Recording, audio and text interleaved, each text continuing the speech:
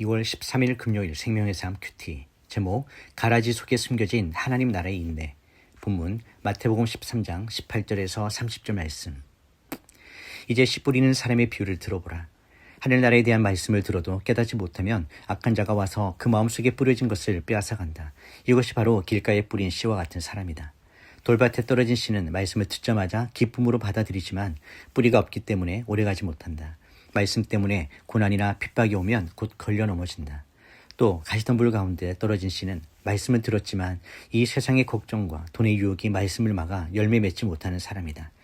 그러나 좋은 땅에 떨어진 씨는 말씀을 듣고 깨닫는 사람이다. 이 사람은 열매를 맺어 100배, 60배, 30배의 결실을 낸다. 예수께서는 또 다른 비유를 들어 말씀하셨습니다. 하늘나라는 어떤 사람이 자기 밭에 좋은 씨를 뿌린 것을 비유할 수 있다. 그런데 사람들이 모두 자고 있는 동안 원수가 와서 밀 가운데 가라지를 뿌리고 도망갔다. 밀이 줄기가 나서 열매를 맺을 때에 가라지도 보였다.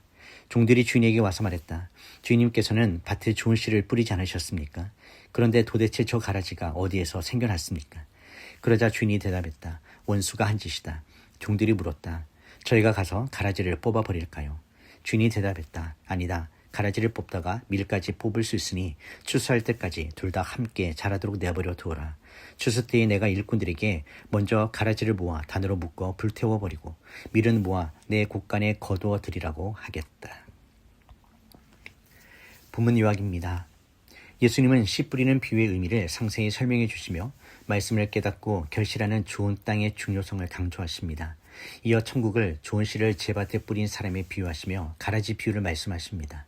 원수가 몰래 가라지를 뿌리고 갔으나 주인은 알곡이 다칠까 염려하여 추수 때까지 함께 자라게 두라고 명하십니다. 마지막 날에 가라지는 먼저 거두어 불사르고 곡식은 모아 곡간에 넣을 것임을 선포하십니다. 첫 번째 묵상입니다. 악의 존재 앞에서도 주님의 지혜를 신뢰하십시오. 세상과 교회 안에는 언제나 복음의 씨앗과 원수가 뿌린 가라지가 공존합니다. 우리는 종종 왜 하나님은 저런 악인을 당장 제거하지 않으실까라며 의문을 품습니다. 그러나 주인의 대답은 명확합니다. 가라지를 뽑으려다 아까운 알곡까지 다칠까 염려하신다는 것입니다. 이는 악을 용납하시는 것이 아니라 알곡된 우리를 끝까지 보호하시려는 주님의 세심한 배려입니다. 우리는 내 기준에서 가라지라고 판단되는 사람들을 즉시 심판하고 싶어 합니다. 하지만 심판의 주권은 오직 하나님께 있습니다. 우리가 해야 할 일은 누군가를 뽑아내려 혈안이 되는 것이 아니라 내가 주님 앞에서 건강한 알곡으로 자라나고 있는지 스스로를 살피는 것입니다. 하나님의 인내는 우리에게 더 성숙할 기회를 주시는 사랑의 시간입니다. 가라지는 처음에는 알곡과 구분이 잘 안 되지만 열매를 맺을 때 그 정체가 드러납니다. 지금 당장 악이 득세하는 것처럼 보여도 낙심하지 마십시오. 하나님은 모든 상황을 통제하고 계시며 마지막 날의 모든 것을 바로 잡으실 것입니다. 우리는 주님의 지혜를 신뢰하며 묵묵히 내게 주어진 믿음의 자리를 지켜야 합니다. 묵상 질문입니다. 내 주변의 가라지 같은 상황이나 사람 때문에 주님의 공의를 의심하고 있지는 않습니까? 내가 먼저 주님 보시기에 귀한 알곡으로 자라가고 있는지 점검해 보십시다. 두 번째 묵상입니다. 분별의 눈을 가지되 추수의 때를 기다리십시오. 가라지 비유는 우리에게 영적 분별력과 기다림의 미덕을 가르쳐줍니다. 원수는 우리가 잠들 때 몰래 가라지를 뿌립니다. 이는 영적 무관심과 방심이 얼마나 위험한지를 시사합니다.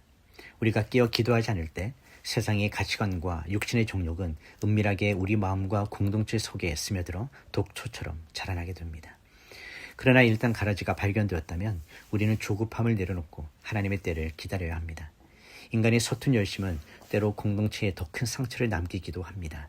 진정한 분별력은 무엇이 잘못되었는지 아는 것뿐만이 아니라 그것을 언제 어떻게 다루어야 할지 주님의 뜻에 맡기는 것까지 포함됩니다. 마지막 출수 때의 주님은 반드시 알곡과 가라지를 나누실 것입니다. 이 종말론적인 신앙은 우리에게 담대함을 줍니다.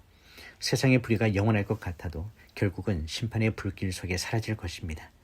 우리는 그날에 주님의 곳간에 들어갈 소망을 품으며 오늘이라는 시간을 인내와 거룩함으로 채워가야 합니다. 묵상 질문입니다. 영적 방심으로 인해 내 안에 스며든 가라지 같은 생각이 있다면 무엇이 있을까요? 주님의 심판권을 가로채려 하지 않고 끝까지 인내하며 주님의 때를 기다릴 수 있습니까?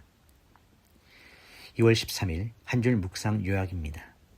가라지 속에서도 알곡은 보호받으며 마지막 추수 때에 주님이 모든 악을 심판하고 의인을 거두십니다. 기도하겠습니다. 하나님 아버지, 세상 속에 악이 공존하는 현실을 보며 불평했던 우리의 좁은 소견을 용서하여 주시옵소서.